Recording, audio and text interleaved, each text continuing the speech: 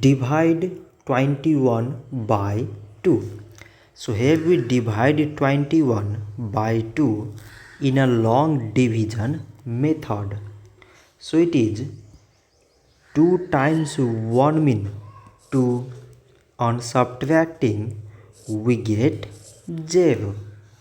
So now we take this number 1. So by taking 1, so now we can reduce this 0. So 1 is less than 2. So we put here decimal. So we get here 0. So now 10 is exactly divisible by 2. So 2 times 5 mean 10.